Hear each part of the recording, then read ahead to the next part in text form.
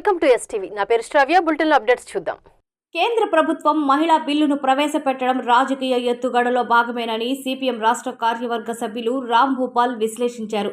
మహిళా reservation bill, delimitation, 131వ రాజ్యాంగ సవరణ అంశాలపై ఆత్మకూరులోని సిపిఎం పార్టీ కార్యాలయంలో విశ్లేషణ సమావేశాన్ని నిర్వహించారు.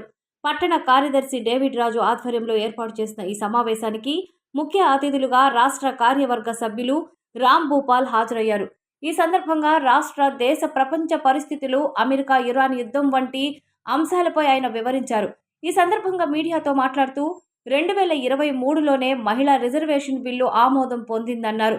దానిని అమలు చేయమని ప్రతిపక్షాలు డిమాండ్ చేస్తున్నా కేంద్ర ప్రభుత్వం పెడచెవిన పెట్టిందన్నారు. ఈ నేపథ్యంలో ప్రధాన నియోజకవర్గాల పునర్విభజన బిల్లు పాస్ అవ్వదని తెలిసి మహిళా రిజర్వేషన్ బిల్లును దానికి ముడిపెట్టి రాజకీయ లబ్ధి పొందాలని చూశారన్నారు. ప్రధాని దూరదర్శన్ను అడ్డుపెట్టుకుని పార్లమెంటులో బిల్లును వ్యతిరేకించిన ఎంపీలపై తిరగబడమంటూ అధికార దుర్వినియోగానికి పాల్పడ్డారన్నారు. దీనికి ఆంధ్ర రాష్ట్రంలో ఉన్న ప్రధాన పార్టీలు మద్దతు ఇవ్వడం మరింత దారుణమన్నారు. సమైక్యవాదంతోనే ఆంధ్ర రాష్ట్రంలో తెలుగుదేశం ఉందన్నారు.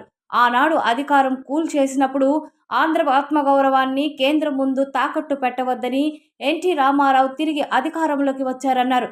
కానీ నేడు రాష్ట్ర ప్రయోజనాలకు విఘాతం కలిగించే 131వ సవరణ బిల్లును ఏకపక్షంగా మద్దతు ఇవ్వడమే కాకుండా చంద్రబాబు నాయుడు దాన్ని నెత్తికేసుకొని తమిళనాడుకు వెళ్లి ప్రచారం చేయడం దారుణమన్నారు.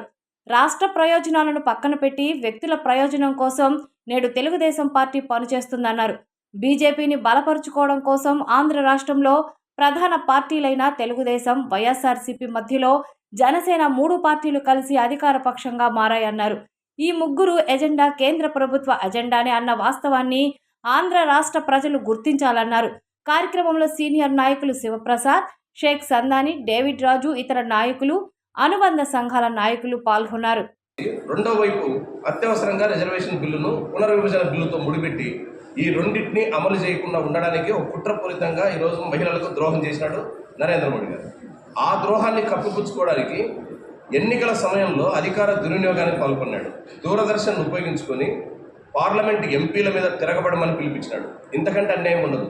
ఒక ప్రధాని లోక్సభలో పెట్టిన బిల్లు ఓడిపోతే ఆ బిల్లు ఓడిపోవడానికి కారణమై నైతిక బాధ్యత వహించి రాజకీయాల్లో రాజీనామా చేయాల్సింది పోయి ఎవరైతే ఓడించినారో ఆ ఎంపీలను ప్రజలకు వ్యతిరేకులుగా మార్చే ప్రయత్నం చేయడం అనేది ఇది క్లియర్గా రాజకీయ ఉద్దేశంతో కూడుకున్నటువంటి ఎత్తుగడ.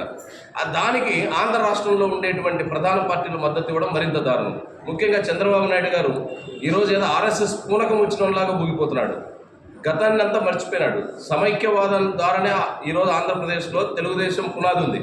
ఆ రోజు రామ్లాల్, నిన్న చనిపోయిన నాదెండ్ల భాస్కరరావు గారు ఆధ్వర్యంలో ఆ రోజు రామారావు ప్రభుత్వాన్ని కేంద్రం కూల్చేస్తే సమైక్యవాదంతోనే అన్ని ప్రతిపక్షాలు, అన్ని రాష్ట్రాల్లో ఉండేటువంటి ప్రతిపక్ష పార్టీల మద్దతుతో తిరిగి రామారావు పార్టీ అధికారంలోకి వచ్చింది. తద్వారా ఆంధ్ర ఆత్మగౌరవం ఢిల్లీలో తాకట్టు పెట్టొద్దనే నినాదంతో ఇన్నాళ్ళు తెలుగుదేశం పార్టీ కొనసాగింది. కానీ ఈరోజు రాష్ట్ర ప్రయోజనాలకు విఘాతం కలిగించేటువంటి 131వ రాజ్యాంగ సవరణని ఏకపక్షంగా బలపరచడమే కాకుండా దాన్ని నెత్తికేసుకొని పోయి తమిళనాడు ఎన్నికల ప్రచారంలో మాట్లాడుతున్నాడు. నిజంగా దక్షిణాది రాష్ట్రాల ప్రయోజనాల కోసం నిలబడిన పార్టీల్ని, ఆ ప్రభుత్వాల్ని బలపరచాల్సింది పోయి వాళ్ళను శత్రువులుగా మార్చి మోడీ భజన చేయడం. దీని యొక్క ప్రధాన ఉద్దేశం ఆంధ్రప్రదేశ్ ప్రయోజనం కాదు, వ్యక్తుల ప్రయోజనం కోసం ఈరోజు తెలుగుదేశం పార్టీ స్థితికి దిగజారింది. వారు ప్రధాన ప్రతిపక్షంగా ఉన్న వైసీపీ కూడా ఇదే వైఖరితో ఉంది. ఆశ్చర్యకరమైంది. ఈరోజు ఆంధ్ర ప్రజలందరూ ఆందోళన పడుతున్నది బీజేపీని బలపరచడంలో. అటు తెలుగుదేశం, ఇటు వైసీపీ, మధ్యలో జనసేన, ఈ 3 పార్టీలు కలిసి టోటల్గా అధికార పక్షంగా మారినాయి ఆంధ్ర రాష్ట్రంలో. మీరు చూడండి, తెలుగుదేశం ఏ ప్రకటన ఇచ్చిందో చంద్రబాబు నాయుడు గారు అదే ప్రకటననే జగన్మోహన్ రెడ్డి గారు ఇస్తున్నారు.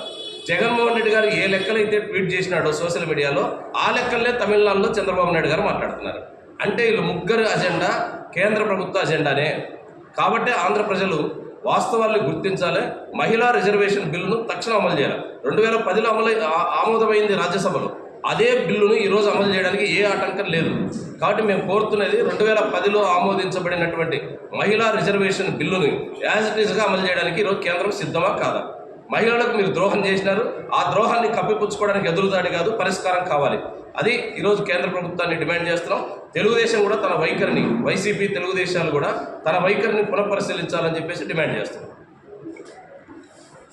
ఇవి ఇప్పటివరకు ఉన్న bulletin updates. Keep watching STV. మేము చేసే వీడియోస్ మీకు నచ్చినట్లయితే లైక్ చేయండి. అలాగే మరిన్ని ఇంట్రెస్టింగ్ అప్డేట్స్ కోసం మా STV తెలుగు ఛానల్ ని సబ్స్క్రైబ్ చేసుకోండి.